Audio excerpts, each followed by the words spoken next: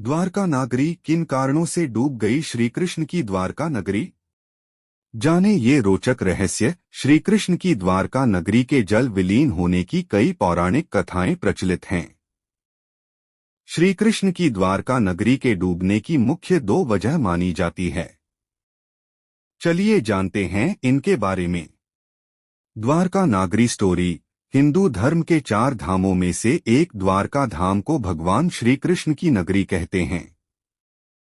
द्वारका धाम गुजरात के काठियावाड़ क्षेत्र में अरब सागर के समीप स्थित है।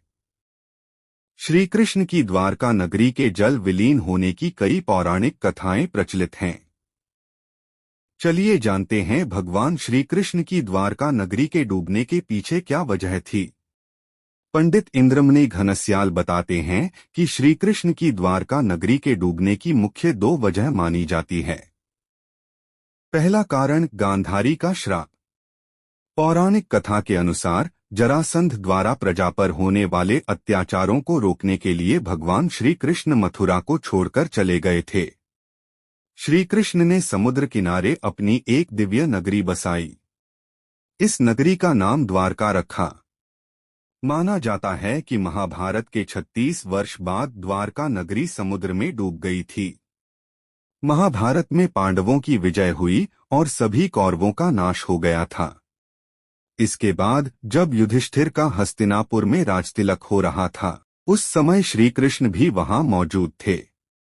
तब गांधारी ने श्री कृष्ण को महाभारत युद्ध का दोषी ठहराते हुए भगवान श्री कृष्ण को श्राप दिया कि अगर मैंने अपने आराध्य की सच्चे मन से आराधना की है और मैंने अपना पत्नीव्रता धर्म निभाया है तो जो जिस तरह मेरे कुल का नाश हुआ है उसी तरह तुम्हारे कुल का नाश भी तुम्हारी आंखों के समक्ष होगा। कहते हैं इस श्राप की वजह से श्री कृष्ण की द्वारका नगरी पानी में समा गई। दूसरा कारण ऋषियों का श्राप। एक अन्य पौराणिक कथा के अनुसार एक बार महर्षि विश्वामित्र, देव ऋषि नारद, कण्व द्वारका गए। तब यादव वंश के कुछ लड़के ऋषियों के साथ उपहास करने के प्रयोजन से श्री कृष्ण के पुत्र सांब को स्त्री वेश में ले गए और ऋषियों से कहा कि यह स्त्री गर्भवती है। आप इसके गर्भ में पल रहे शिशु के बारे में बताइए कि क्या जन्म लेगा।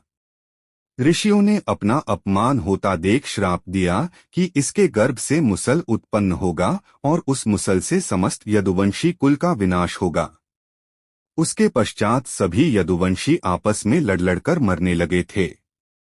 सभी यदुवंशियों की मृत्यु के बाद बलराम ने भी अपना शरीर त्याग दिया था। श्री कृष्ण पर किसी शिकारी ने हिरण समझकर बाण चला दिया था, जिससे भगवान श्री कृष्ण देवलोक चले गए। उधर जब पांडवों को द्वारका में हुई अनहोनी का पता चला तो अर्जुन तुरंत द्वारका गए और श्री कृष्ण के बचे हुए परिजनों को अपने साथ इंद्रप्रस्थ लेकर चले गए। इसके बाद देखते ही देखते पूरी द्वारका नगरी रहस्यमयी तरीके से समुद्र में समा गई।